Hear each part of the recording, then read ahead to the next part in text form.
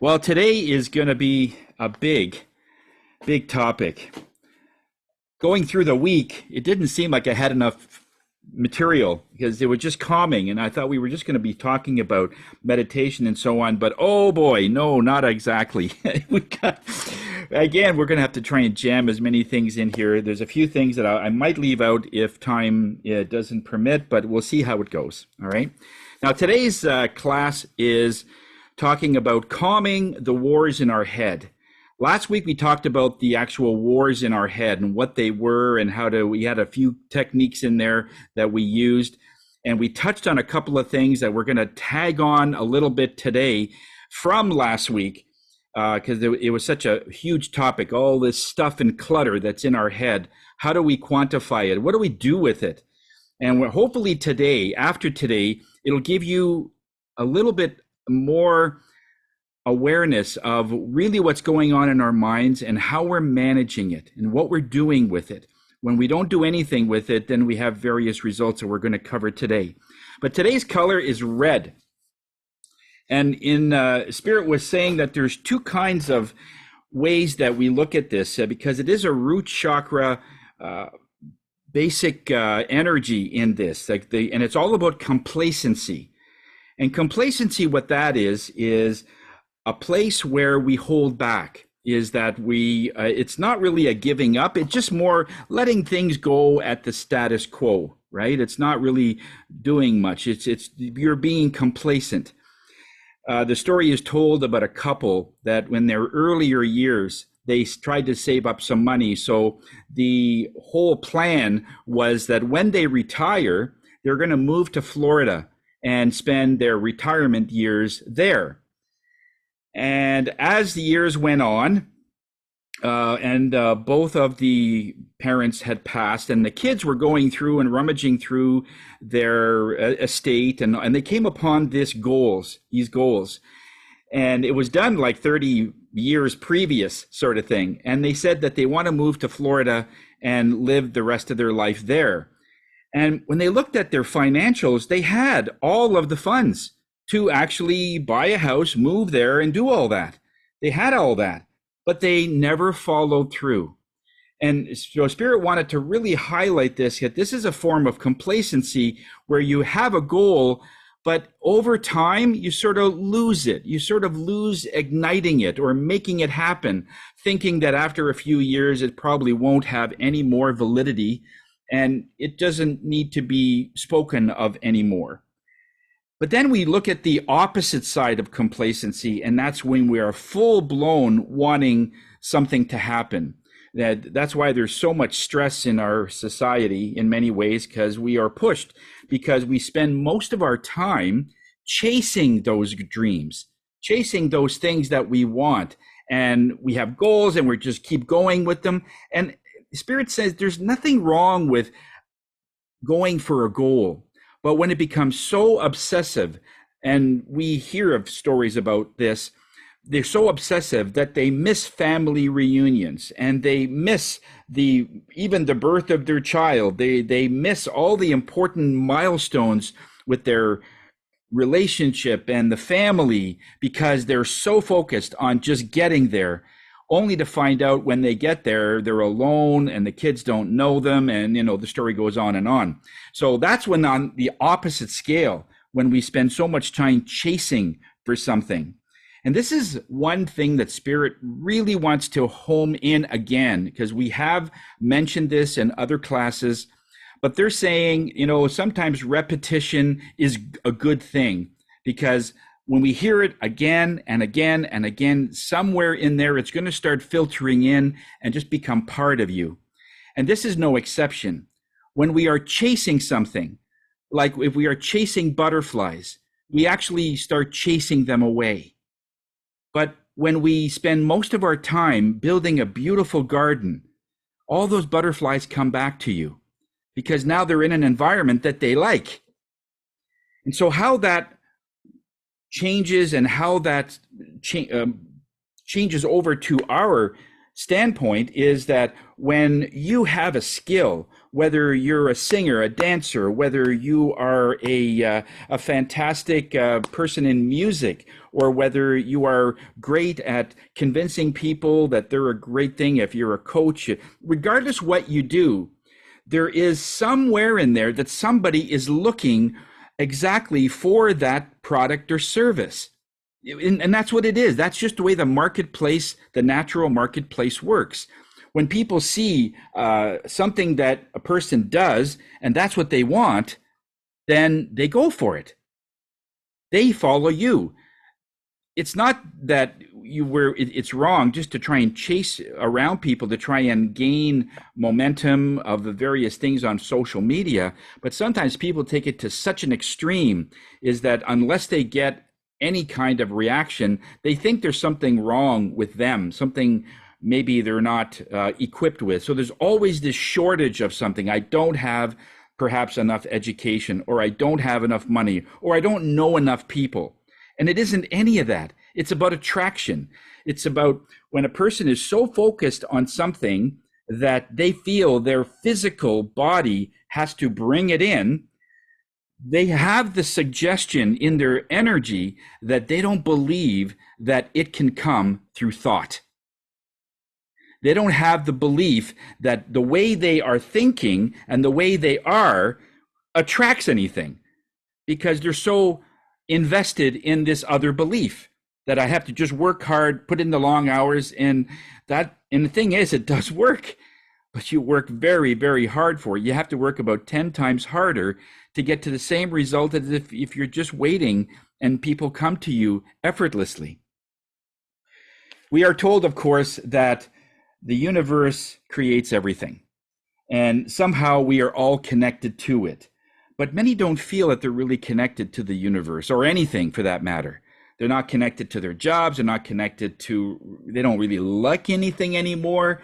There's always an excuse why they're not going to spontaneous events that say, hey, let's go to some event, let's say in a nearby town that you might be living, and it's you just found out about it, and it's something that you would, like a few years ago, would jump at the chance, but now it's like, I don't really want to do. So in other words, you start losing touch in everything, not just in spirit or in yourself, but you just don't feel like doing anything.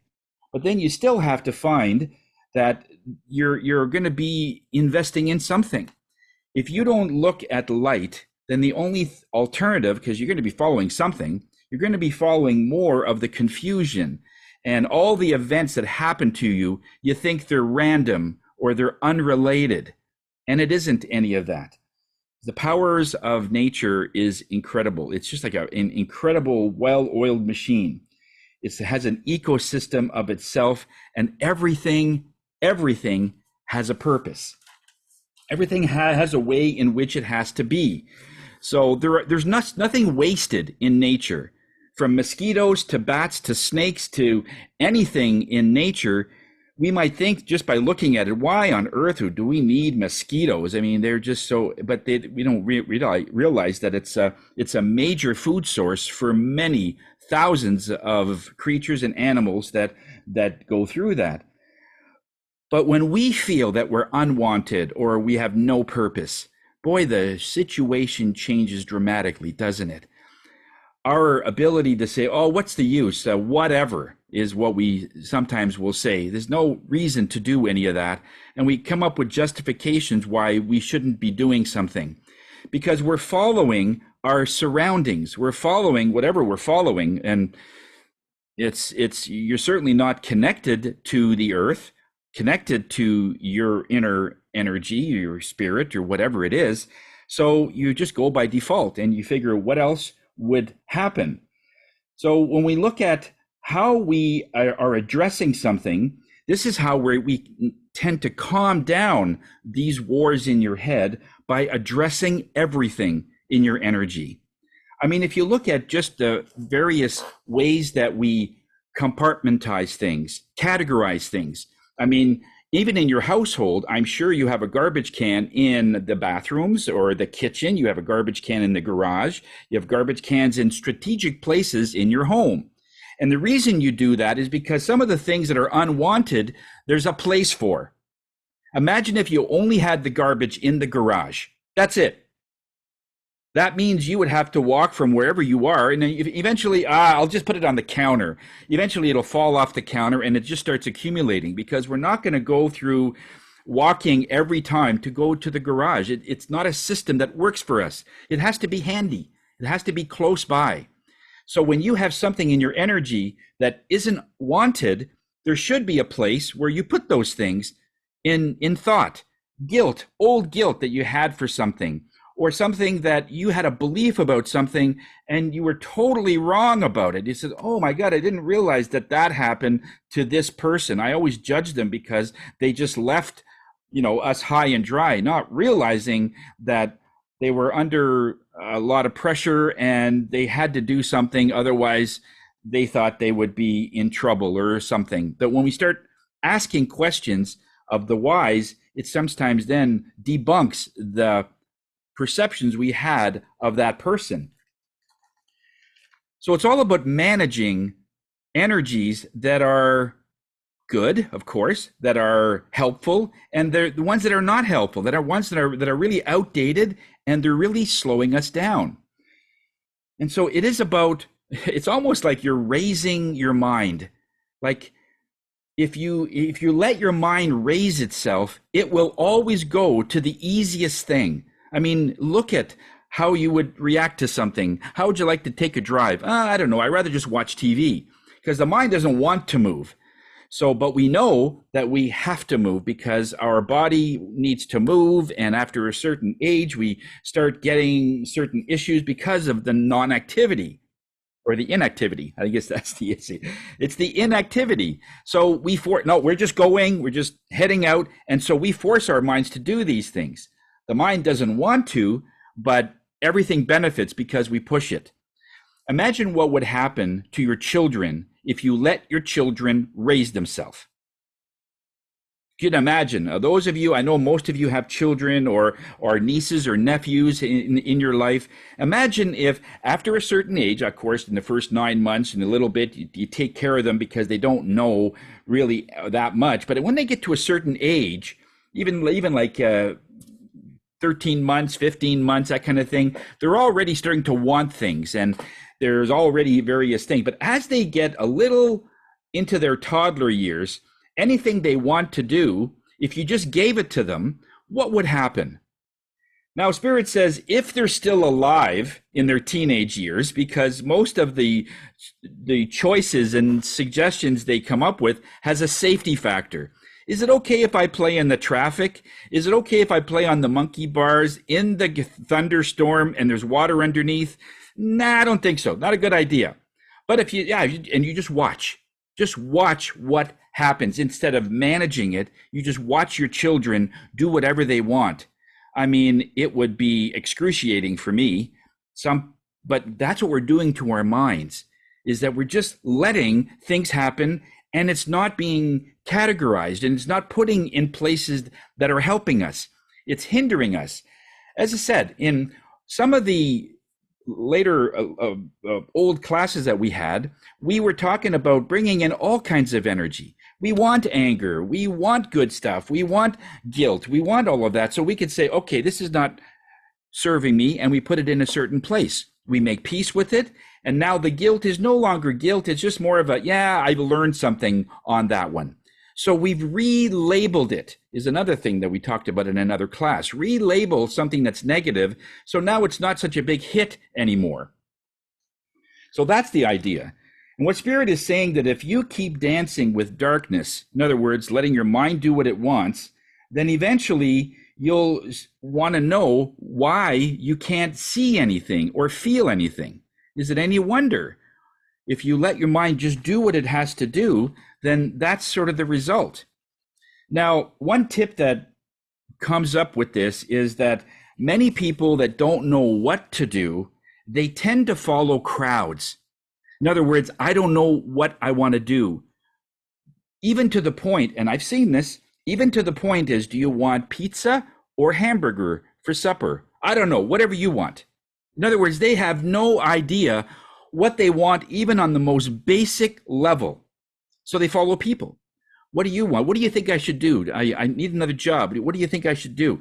And I've seen people do this. And, in the beginning, it's sort of, I'm comical, but in the end, I'm saying, oh my God, the person is so looking for reaching out. Tell me what to do and I'll do it. And people have actually asked me that, and I don't comply, because the moment I tell them what to do, I've imprisoned them. I've given them authority to follow me. And I don't want anybody to follow me. Anybody. I want you to follow what I'm following in your perspective. In other words, if I'm following light, okay, one might think that if I follow Tony, then I'll be at the light. But we all have detours. We all have various things that we're clearing in our karma, and we get off track. We go off and do our own thing, but you're following me. This wasn't your journey for me to be rogue a little bit. And I'll admit it, but all of us are like that. All of us are straight and narrow on the most part, and then somehow we go off because we're supposed to learn something from a relationship. We're supposed to learn something from an experience. We're supposed to learn something from how to love yourself, and there's always something thrown in. So when someone's lost in a detour, why would you follow that person? Okay? So what I want you to do, or what I'm hoping you are wanting to do, is when we teach this, how to find your light and follow your light. I'm following my light, you're following, we're all going to end up in the same place, but not everyone will have the same journey.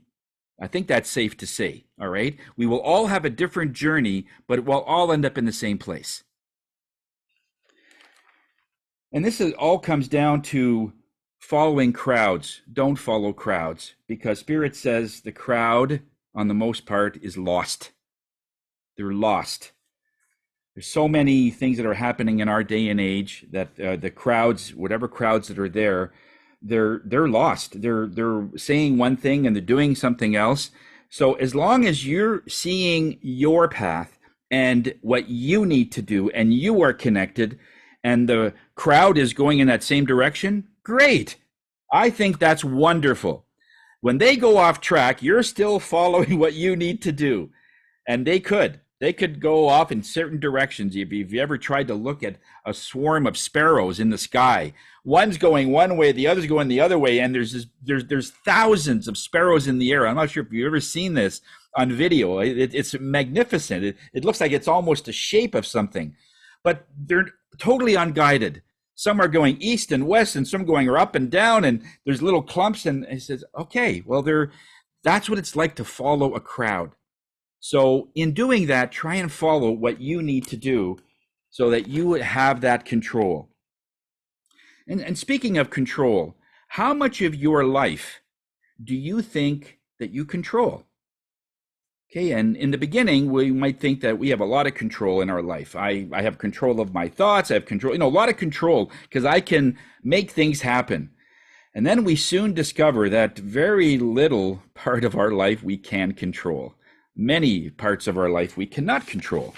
And so you have got to be used to that, is how can we really do that and remain that control? Because what happens is when because of the fact that we, let's say, might not be connected as strong as we should be, let's say, and we are looking for guidance and insight, and we just don't see it.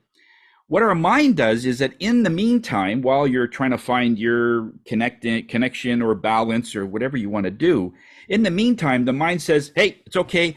I'm going to be your savior. I will be able to tell you all the things that may happen, that when it comes up, then you'll already have an answer for it. So in other words, you have like a risk management system in your mind that says, okay, if something happens, if all of a sudden, let's say somebody breaks in the house, like what would you do? Oh, okay, well and then you have time to figure out, okay, well, I'll make sure I put a double lock on the door, and there's other things I could do to make the place safe. This is what I would do.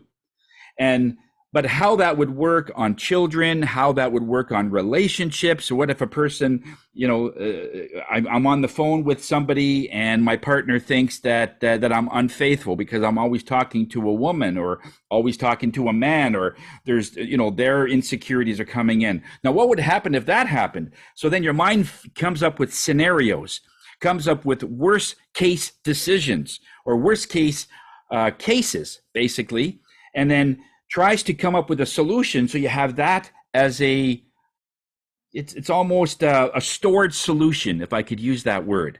So you come up with a solution. Yeah, if that happens, I'll just implement this. It's like a rubber stamp. Boom, that's what I would do.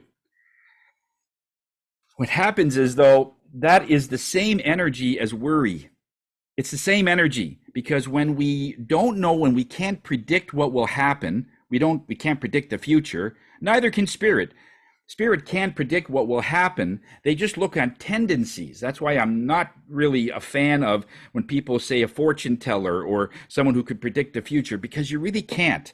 Because in the moment, you could decide at the last minute that you're going to turn left, where you could have turned right. Like 99% of the time you turned right, but this time you turned left. Okay, what the heck?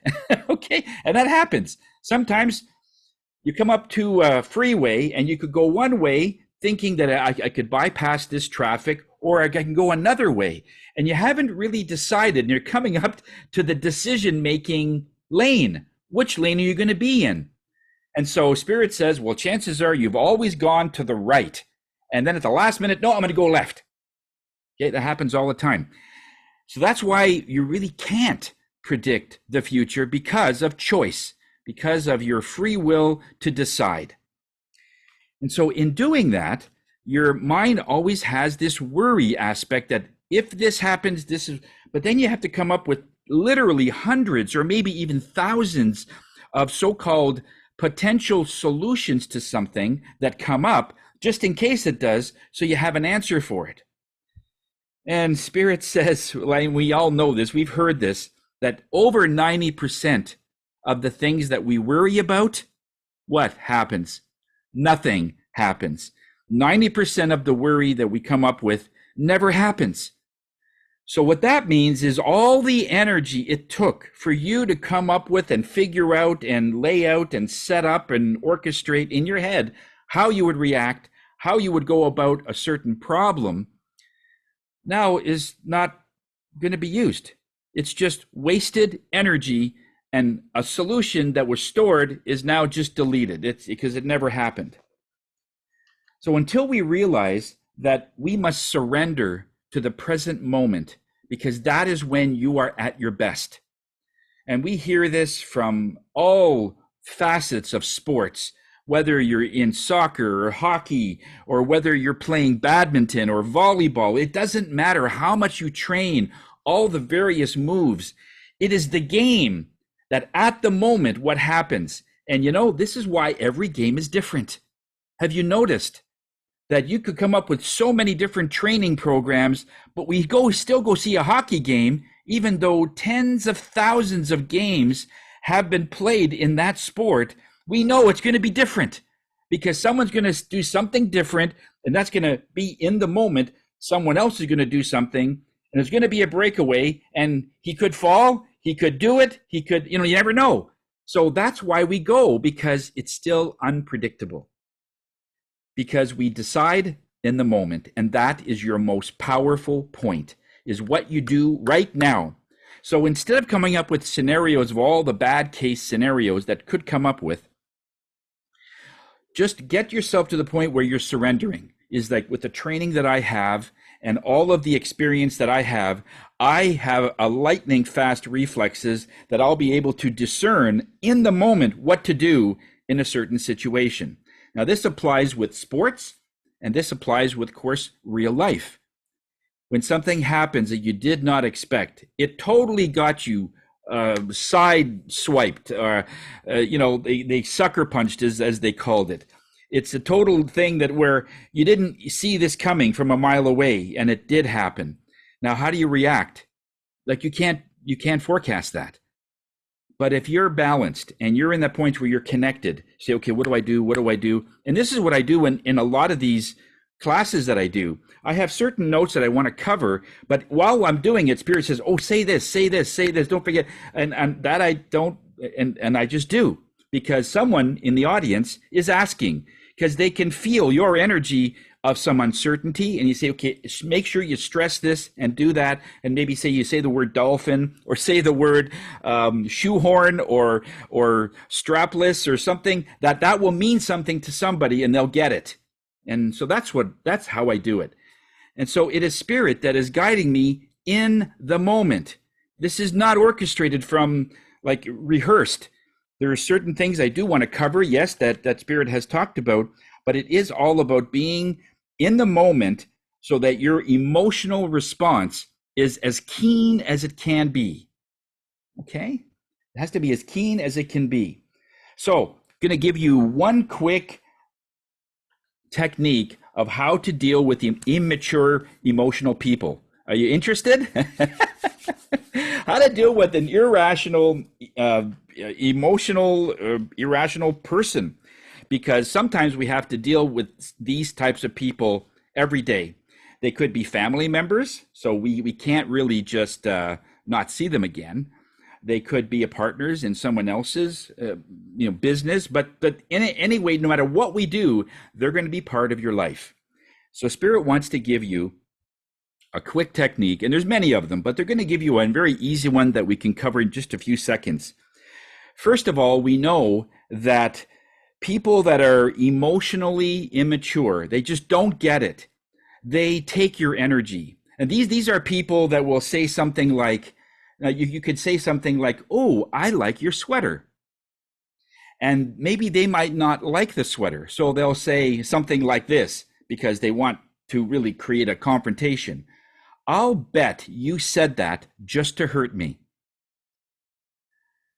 And you're thinking, "No, I said that because I do like your sweater.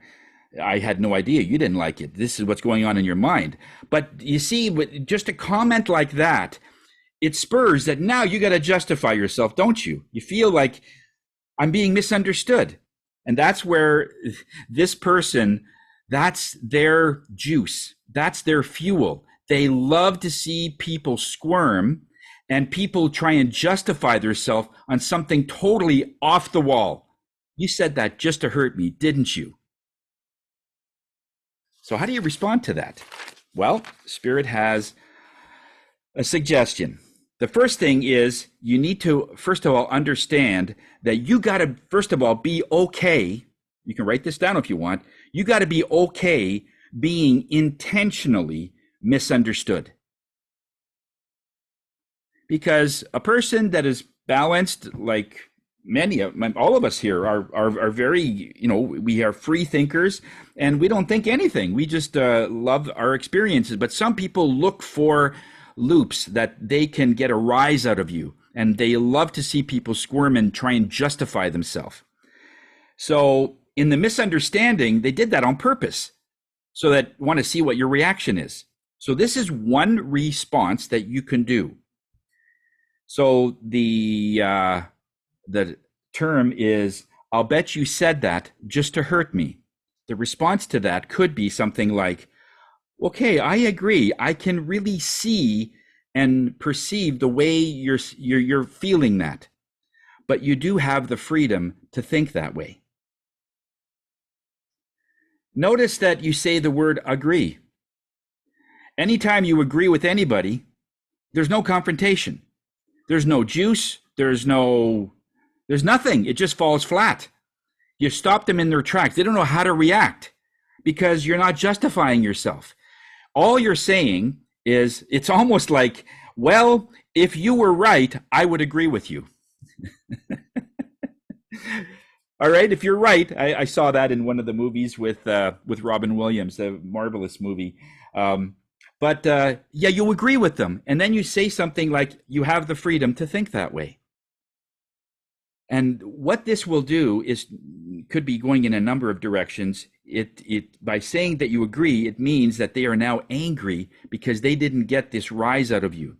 When we have this justification energy that comes out of us because somebody said something and that's not what we said, but they thought it was something offensive for them, they knew it wasn't offensive, but they turned it around to be so, right? Then that's their fuel.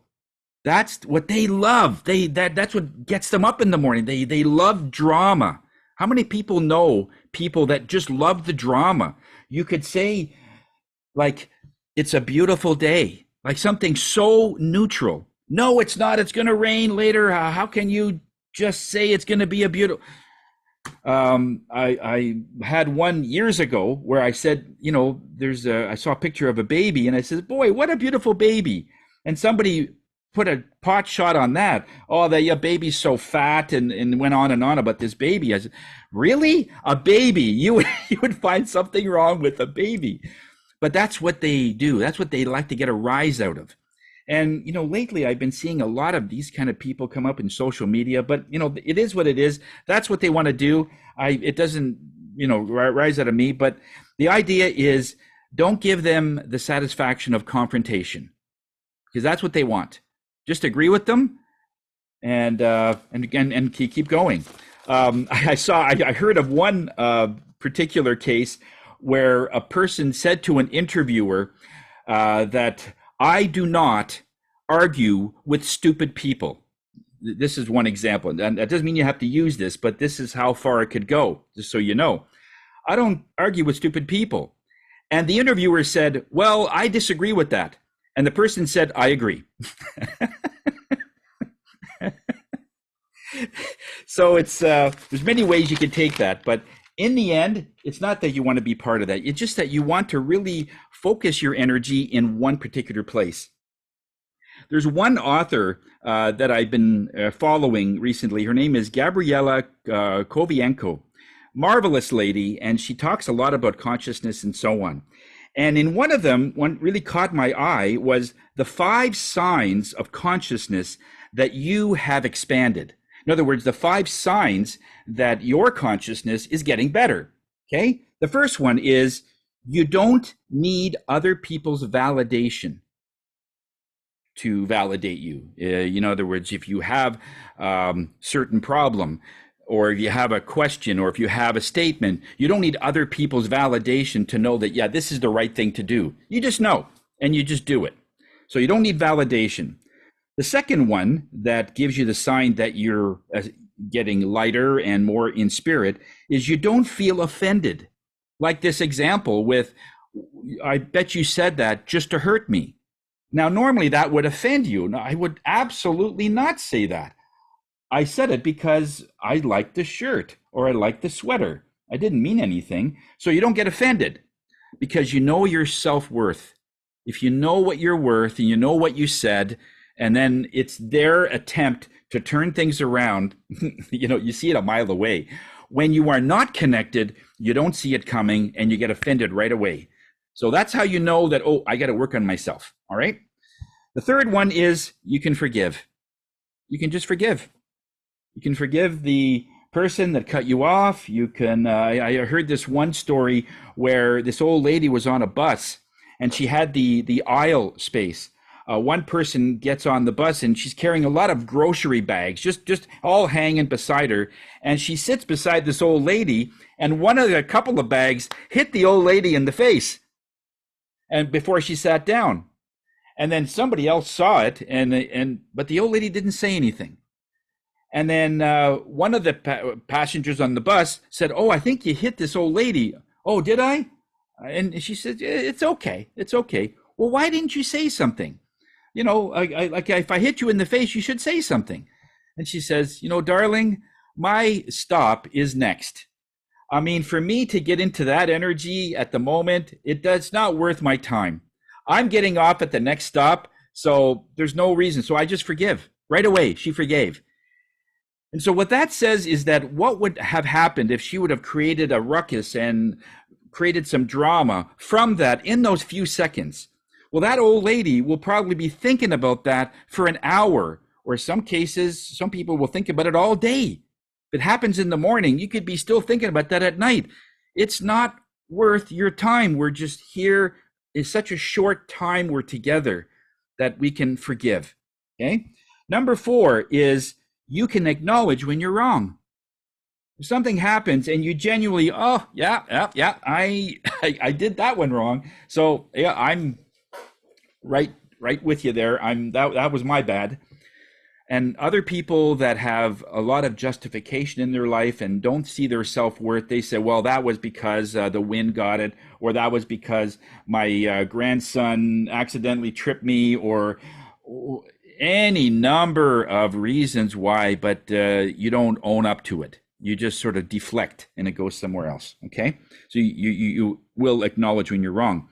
The fifth one, I think, is the most important, the by far the most important, and it's true to all, is you can be alone without feeling lonely. You can feel alone without feeling lonely.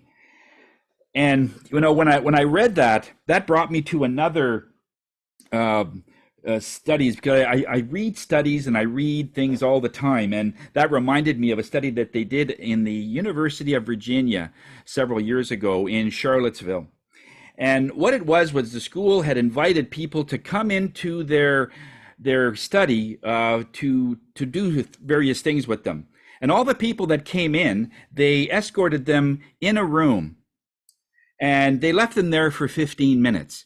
No phone, no pictures on the wall. They had no stimulation whatsoever. It was a neutral sort of a room. It didn't have anything really interesting, but just a chair. Excuse me. They had a chair in the room, and that was it.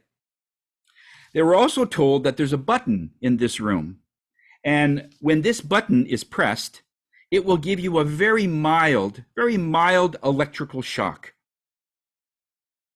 That's what this had. So they were there for 15 minutes, and surprisingly, 25% of women pressed that button. Men, 67% press that button to give themselves a shock. And what they came out with all of that was, because there are so many hurtful things that people have in their heads, they can't be alone with themselves. They would rather have a shock than to be alone and enjoy their own company. And what does that say to us? Well, it says a lot about all the wars that is in our head, and it just keeps bouncing around there. It's always the same issue. It just keeps bouncing around. Maybe someday we'll open up a portal or like an exhaust pipe or something, so that bounce can just get the heck out of there. And that's sometimes what we do in some of the meditations that we do. But because of that, people are still feeling that they're alone, unloved, abandoned, forgotten, and nobody hears them. And they figure that with all their cries of attention, it goes on deaf ears. And so because they're still looking for validation, they're still looking for the answers beyond them. And when you're not connected, that makes a lot of sense. When you're connected to yourself, you just enjoy your own company. If they put me in a room like that, it's like they'll come to me after 15 minutes and I'll say, look, I was just getting into myself. Can you give me another half hour? Like, I'm really getting some places, and because that would be me. Because every time I get that opportunity where I get to look at the birds and it's just this mindless thing going on, I could be there for hours, literally. I would totally crush their study. But it's not about me. It's about the mass population. That what are they thinking about? What are they storing? What are they doing? And I suppose in my little way or my efforts, we're trying to curb that a little bit by getting people to start enjoying their company. I want to read you something. It was a poem that I came up with, and it was about this little girl. And I thought it was just incredible the way that this was set up. So it's a poem by Ellen Everett. I think she's from Texas. In one of the articles there, and the poem goes, "There is a gap in my life's timeline. I don't know where it began, but somewhere between 2 and 23, I misplaced the girl that loved to dance in the rain. Now the rain and I play hide and seek. Except I am never seeking. I'm always the one hiding and running away from it like it will destroy me with one drop, as I am not made of it already. There used to be a girl who looked forward to the rain. In their game of hide and seek, she was always the seeker, and she celebrated when she found it by frolicking in it. She was shoeless and worryless. Her bare feet twirled as the earth was the stage, as she was the dancer in life's music box. Overjoyed to be spinning to the choreography of the clouds and the rhythm of the rain. But now there's a girl afraid of getting her hair wet. And I'm trying to find that girl in the gap again. When we are looking at what we used to be and what we're trying to find, that person, that little girl, is still inside that person. And it is all of the clutter and distraction that is preventing us from reconnecting to that same entity, that same being as it was between two in that area, all right? So it is really important that we understand how the universe works and our attempt to try to clear and calm the wars in our head. When we are looking at new possibilities, new realities, this is one of the things that are constantly coming up that is disturbing this calmness in our head. We're always looking for some place to be, something we have to be doing. Because we're always in the same job. Some people will think that I'm in the same job, making the same money, I'm have the same experiences, the same life. I just can't seem to get out of this rut, as they call it. There was one passage that I read from that one author for Gabriella that I want to read you, and then I'm going to give you the simplified version. But this is her words. All right. Reality as we know it is a holographic projection of the universe, which tells us that nothing is separate. Our greatest illusion is that we are separate entities from anything else this universe has. This means that our reality is a fabric of interwoven time and space. Every thought, every option, every possibility, every emotion, every experience already exists in our timeline. If you want to change your reality, your life, you need to not create any new possibilities, for it already exists. You are a product of possibilities and it's surrounding you. So to change your life, you need to become a vibrational match to that possibility reality state that already exists, that you are living in. So in other words, let me make this, I'll give you an analogy. I love analogies. It gives people sort of something to look at. What she's basically saying here is that as far as the universe is concerned, if you put yourself into the universe, I want you to look at the universe as it's right in front of you. And in front of you is a piano, a massive piano, where you look down your left side and it's keys as far as the eyes can see. And you look down the other way and it's keys the same way as far as the eyes can see.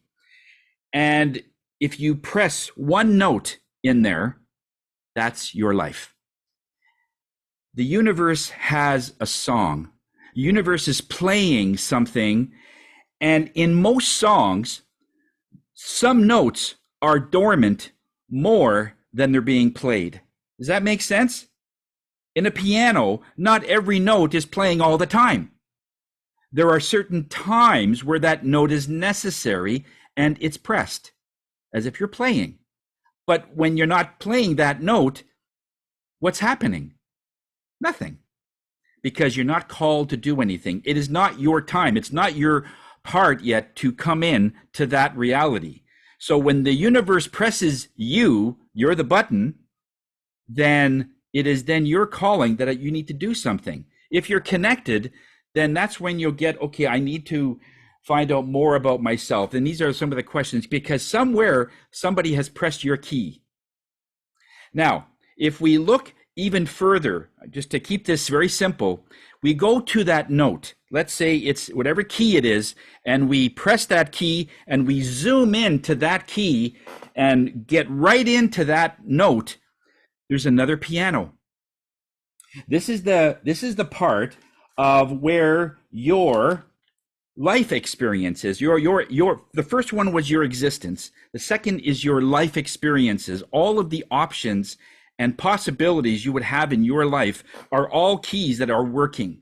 This is what Gabrielle is saying. Everything already exists. So no matter what key or piano key that you press, it's working. There's sound. But somehow you take one finger and you're pressing one key all the time. This is why we feel that we are only doing and having the same experiences and the same job and the same money, because we keep pressing the same key. Okay? Now, okay, I hope you're following this. So all the other keys are all the other lives that you can be in. Like people call them dimensions or other options, but they're basically dimensions and other facets of your potential life. There is a key that has you homeless and you are not well at all health-wise. There are keys that you're very wealthy, that you are in a business, or that you are very successful in a relationship. There's any possible different ways to live your life these separate keys have. But right now you're on this one. Now, when we go zoom into this one, let's say it's the key of C. The key of C, for those that are in music, it's one of the most popular keys, the key of C, the C. If you go in there, and then there's another piano, and that's the one that plays the song of that experience, that life that you're in. So most people will probably see Twinkle, Twinkle, Little Star, only because as a child, every kid seems to like that song. And even when we're starting to play new instruments, that's the song that we usually go with. Just as a side note, did you know that Twinkle, Twinkle, Little Star and Baa Baa Black Sheep are the same thing? Anyway, that's just a side thing. But Twinkle, Twinkle, Little Star is that song. So you're playing that same song, and that's your same life. That's why it seems like it's the same. And what happens is when we say, okay, I'm going to change my life. So we change the sound of these notes from, let's say, piano to trumpet, or it's saxophone, or it's a bassoon, whatever it is, and you play the same song. It's a different tone, but it's still the same song. That's why it's the same. So what Gabrielle is saying is you got to get out of that reality, that song, and move back one where you have all the possibilities. So instead of pressing the key of C, you press G. G is where you're wealthy, and you can choose whichever one. I'm just giving you examples, hypothetically. So you choose, let's say, the key of G. That's where you're, and whatever is in there. So you have to be a vibrational match to that sound. Make sense? You got to be, and then when you zoom into G, this is the song that you play. And in that, you're playing Hallelujah. You're playing maybe John Lennon's Imagine, because it's not a nursery rhyme anymore. It's a more sophisticated music that is updated for your life now. Because we get tired of our own old life. This is okay. There's a way that we can change it. So what we're saying here is go into a dimension and a key of playing a different piece of music in your life. So in this meditation, what I want you to do is I want you to look at this part where you have all the possibilities in front of you. You could be homeless, you could be very successful, you could be very healthy, and it's all about what button you press, what key that you are pressing. And as soon as you press it, how does that sound based on this one? If you press the same note over and over again, that's not music. That's just irritating. Okay. It's not until you combine various notes together at certain times, at certain areas, certain places, certain lengths, vibrato and whatever, that makes it Okay, I feel something now, right? It's about change, constant change. So play a different key, zoom in this meditation. I want you to zoom in and start playing a completely different song. Play a song that you absolutely adore. I love when I hear Imagine, everything has to stop. Everything I'm doing, I'm stopping to work to hear this song for 3 minutes. But you might have other songs that mean something to you. So what songs are those?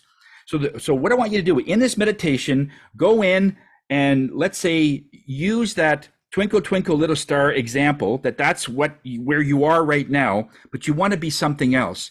You come out, you play a different key, zoom into that one, and then you can play whatever you want, because that has all of the elements that you want, and that's your vibrational match to that lifestyle, to that. You're no longer in C, you're in G, or whatever other note that you like. Okay, sounds fair? Is that clear to everybody? I know there's a lot of philosophy and different vibrations here, but I hope that was clear.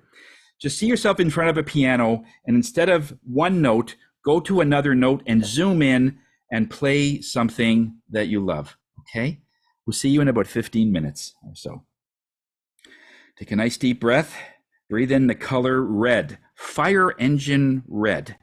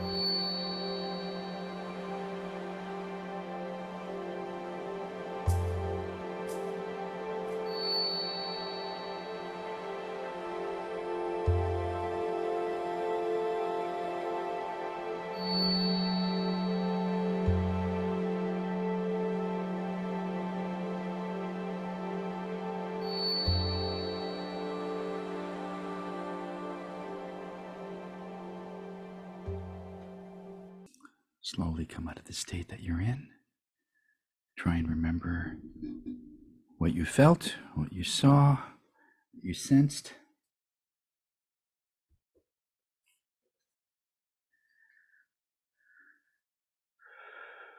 Take a deep breath and just make your way back. Bring whatever that came to you with you. Any meditation that I've ever wanted people to come back, make sure you're coming back with full pockets. In other words, some insight as to what you need to do, next steps when you come back into physical, right? We can do meditation that is just a spa feeling where you just feel relaxed, and that's great. It does work. But shortly after a meditation, people will say, okay, so now what about this other little problem I'm having? Well, while you were in that meditation, you could have asked that question and it would come up and you'd get an answer. You'd get some response. I don't mind giving it to you, but you were just there. So it wouldn't be fair to give it to you just like that. It would be better if it came right from spirit to you directly.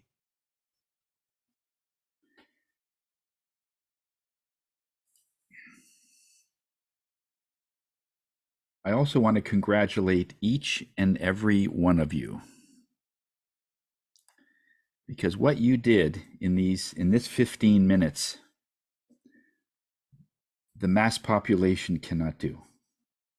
In the study that they did, where people were shocking themselves, they only had to sit by themselves in quiet for 15 minutes and they couldn't do it.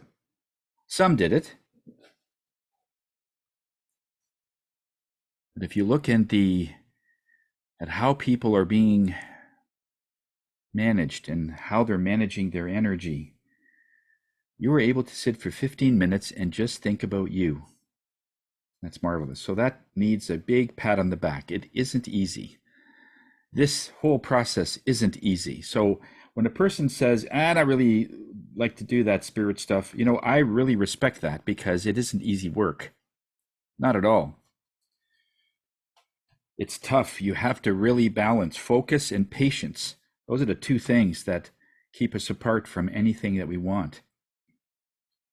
Because unlike a piano, when we press a key, then we want to press another key, it's instant. You hear the other note right away. So it's instant. That's the new note, whether it's a C, a G, F, whatever it is. You hear it right away, but there's always a lag of time in our physical experience. So when we are thinking about being something or wanting to match up whatever lifestyle we want with something else, there's always going to be a lag. In other words, we have to hold that and hold that and hold that. And then the person would say, Tony, how long do I have to hold this? It's really tough to maintain that vision. Because just like the couple with the Florida goal and the Florida dream, they wanted to move to Florida, but they never did. So they lost that dream. Somewhere over time, they just figured, oh, it's an old dream, it's probably outdated. Well, the dream doesn't get outdated, but the person that dreams it might. They might think it's no longer valid. So they're just okay with being the way they are, rather than somewhere down the road, they thought it was important enough to write it down. This is what I want to be in 30 years. I mean, you don't do those things just off the cuff, right? You do it because there's a purpose. And in that moment, that was your purpose. So over the time has made it weaker for you because you couldn't hold it, right? You couldn't hold on to that dream. You couldn't hold on to that energy. So in doing that, it just sort of went by. And that's what it is. It doesn't mean we have to wait 30 years to get your goal, but it does mean you have to have patience in whatever you want to do, whatever facet you want to be in. The moment you start losing that vision, that's the biggest tragedy, is we just give up on it. It's too hard, or it's not here yet, because we still look at our bank account, we still look at our house, we still look at our lifestyle. It's the same.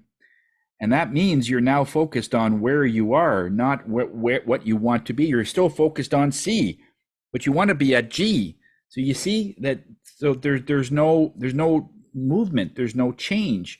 You're still going to be playing Twinkle, Twinkle, Little Star your whole life. And when will you stand back and say, I want another song? Twinkle, Twinkle is good when I was first starting, but now I want something else. We want something else. It's, and whatever that is. How many people actually envisioned a song or heard a song in their head while they were creating this new life? I don't know if anybody went that far. Anybody? I have a song. What's that? I Yeah. have a song. Yeah? You played that Oh, song in your head? yeah, two of them, if that's okay. Okay. How A did it make you thousand. feel when you brought that song in and you're playing it and that represented your new life? How did you feel? Uh, it actually helps me envision my new life easier because I could see the positivity instead of the past. I could see a new future. That it was okay to change me.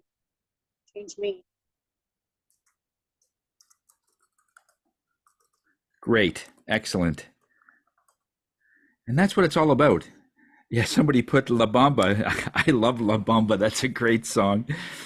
And it's a forward motion, and it's nothing, and it's all spontaneous. Edge of the Ocean by Ivy. Oh, I like that one. Feel the earth move under my feet. That's a good one.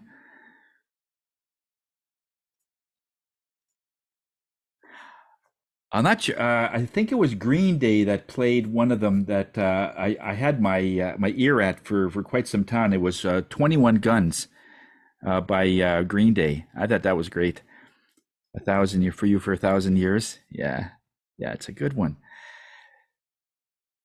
So what Spirit was trying to do in this particular session was take out all of the things that might create some resistance, like money, housing, where your life would be, and turn all of that into music.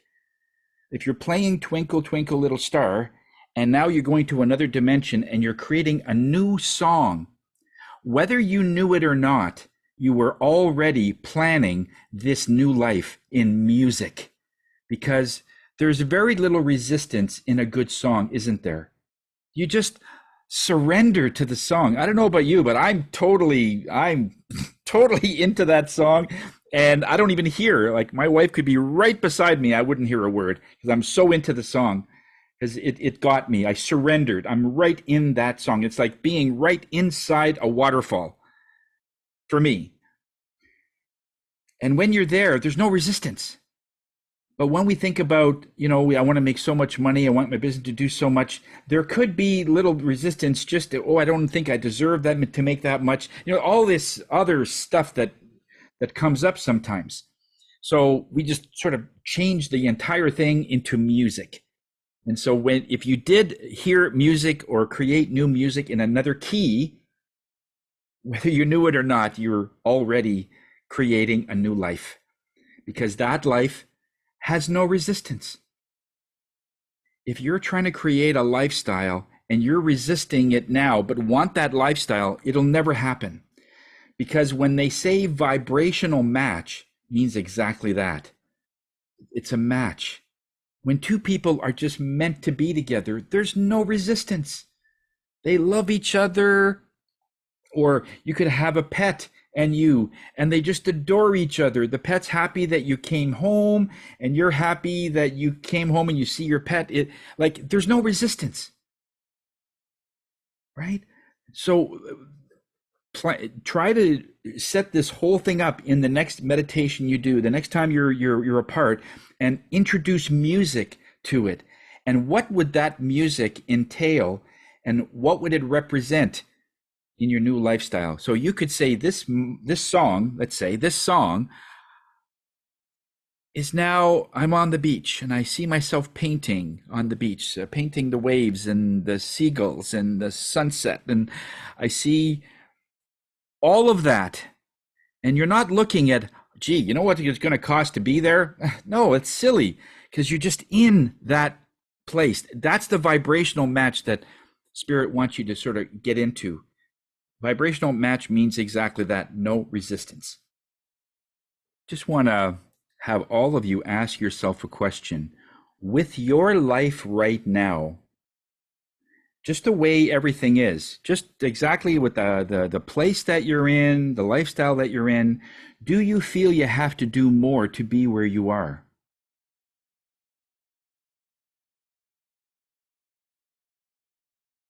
In other words, you have everything you have. Do you feel you have to do more to keep it? That could be a yes or a no. I don't know. But in many cases, wherever you are right now, you are where you are. You don't have to do more of anything. So if your lifestyle, you don't have to do more, but let's say somebody wants your lifestyle, but they feel they have to do more to get it. Do you see how that would make them stay where they are? Because you don't have to do more where you are, but they want your type of lifestyle. So not to pick apart your wardrobe, just to sort of coordinate it, is that when you're looking at this other lifestyle, you don't have to do more. You want that lifestyle, but it's a match. Because where you are right now, you don't feel you have to do more. For instance, right now, one of the biggest people in music business, now that Rob has sort of spoken up, Spirit wants to sort of use your example, Rob, if it's okay, I do that, because you're very successful in the music business. And whether you're comparing yourself to someone else, I'm not going that far. But what I am saying is that there are very successful people in the music business making millions of dollars. They don't feel they have to do more to stay where they are. But a person that wants and are their aspirations want to be there, I have to do more. I have to practice more. Do you see how that would be a sort of a conflict to actually make that a match? Because they don't have to feel they have to do more and they are there, but that's where you want to be. So a match means you are there, which means you don't have to do more. You're exactly where you need to be. I am abundant. I have millions of people that love my music.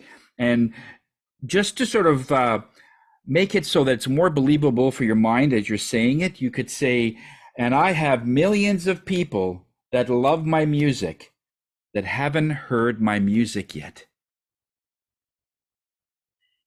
Could I say that? Is that sort of okay? That way your mind's saying, yeah, it's possibility you have millions, but they haven't heard it yet.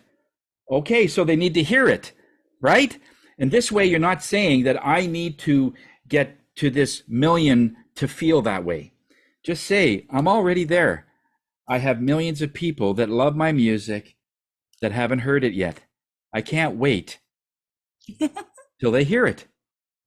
That means that person is a vibrational match to that exact thing. So it is more about defining that's where you want to be. If you want to be in the key of G, if we use this same example, you got to live it, breathe it. That's what the social media talk about. And it is true to a point, but it's a little more because you're actually living there. One example I want to give you before you go. I'm sorry I'm keeping you longer. There's this one town that was in a drought. I forget what city it was. It was in a drought, and they called on a spiritual leader, a pastor, or somebody that said, "Oh, I could bring rain to this town." And the crops were dying, and the cattle were going through a rough time, and they really needed rain. They hadn't had rain for weeks, and things were, really going through a drought situation. So they all gathered together. They said, "Okay, we're going to gather together on a certain date, and we're going to bring rain." And there's only one child that attended that meeting with an umbrella. Everyone else just came the way. If it starts raining, I'm going to get wet. That's what that little boy said. I'm going to get wet. So he brought an umbrella because of faith. That's where he's already soaking wet. So I got to bring an umbrella because I'm going to get soaked. So it's that kind of belief where they never even thought that, yeah, well, okay, we're going to pray for rain, but rain is coming. Would you wear what you're wearing if it's raining? No. Why did you wear that? So when we look at our lives and how we want to change it, that's the key. We are totally immersed in it. You're breathing it. You're in it, and it's just those people that haven't heard you yet. And yeah, that's just the best way to explain that. Okay. I just wanted to say thank you, and I'm going to apply that to my business too, because I do massage, and sometimes things can be rough there, like my actual just income. And I'm going to apply that to my business too. There's thousands or hundreds of people who haven't had my massage yet, or even 10, or start small and then manifest like that and work like that. I really, really appreciate this. Okay. Mind if I give you a little sort of a mini reading, if I can, just for the benefit of others? Because you are in one profession right now, Spirit is saying, and I know this, but the Spirit sees this. You're in one profession right now that pays the bills, but you have aspirations of something else to be a lot bigger, where eventually you won't be needing to do this. So what Spirit is saying is there a way to do your case massage that would actually help you inspire some of the songs that you would be creating? One thing is that as you're massaging, that you are changing the meridians, you're changing the energies of people. This is why when they get up after a massage, they feel so great, because all that toxicity is being squeezed out of them. And we'll talk to you about how to clear that after, but it's being squeezed out of them like that.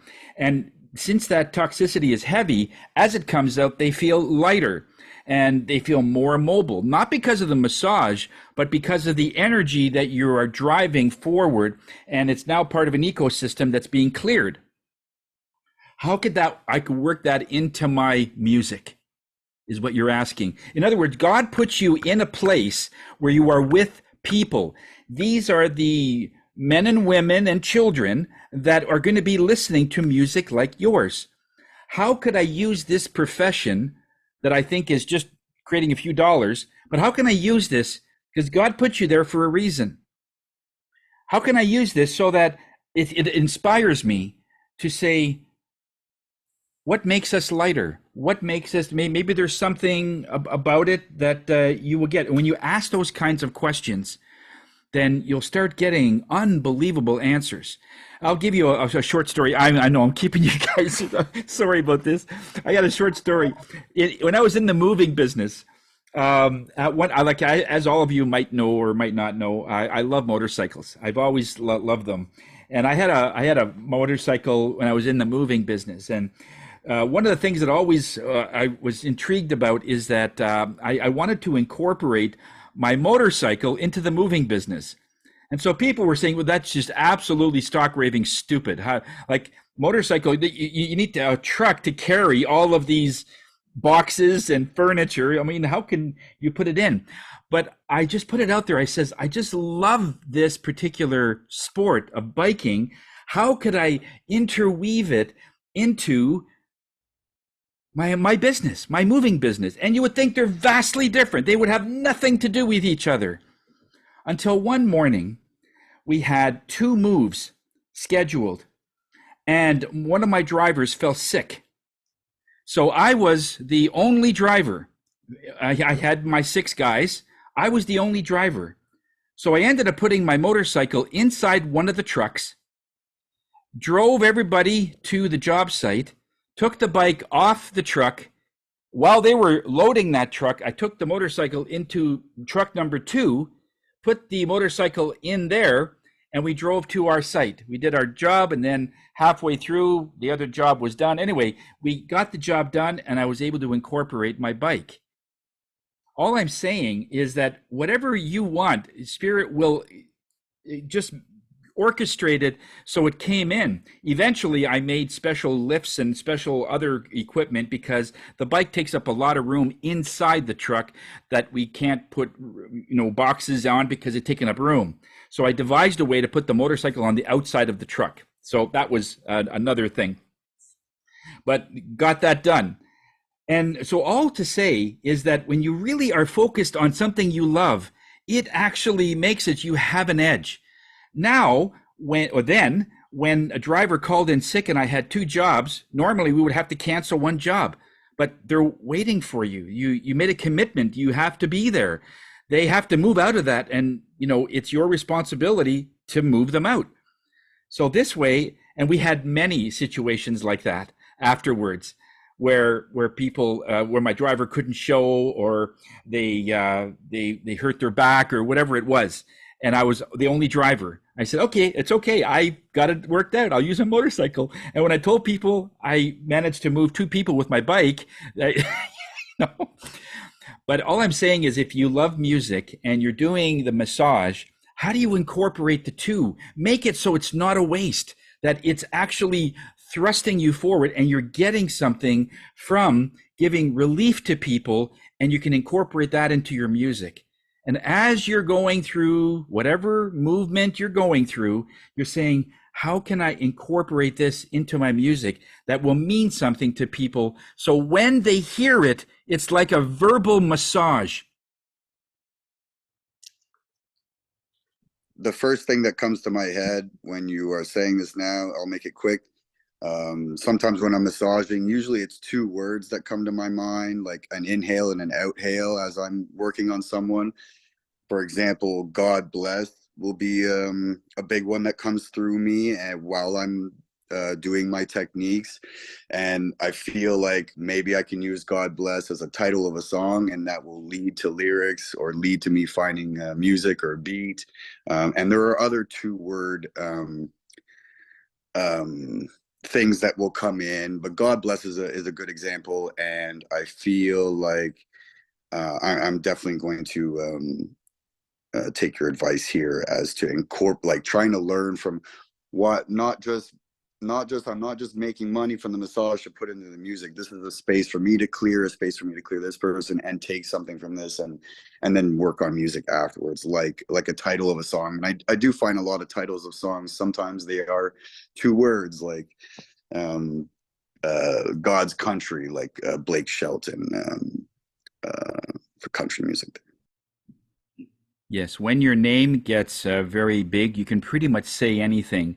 The only thing that Spirit is saying is when the word God is used, not that there's anything wrong with it, it's just that some people have the connotation if they've had a very rough religious background and there's some really resistance there.